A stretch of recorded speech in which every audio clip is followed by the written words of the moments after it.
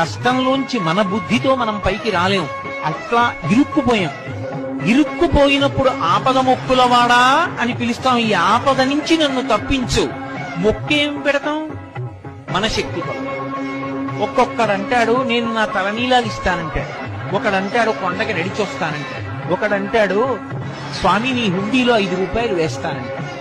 ఇప్పుడు వీటిని మొక్కులంటారు. మొక్కు అన్న మాట మీరు జాగ్రత్తగా గమనించాలి. వెంకటేశ్వర స్వామి వారి హృదయం ప్రకారం అయితే వ్యాపారము కాదు.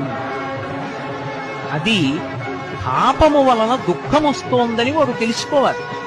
తెలుసుకుని పిలిచావు పరమేశ్వరుణ్ణి. ఆయన ఏం చేస్తాడు?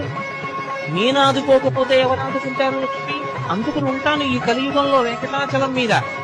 ఎవడు ఎక్కడ ఎంత మౌనంగా లోపల లోపల పిలిచినా నాకు వినపడుతుంది. నేను వింటాను, వాణ్ణి ఉద్ధరిస్తాను ఆపదలో.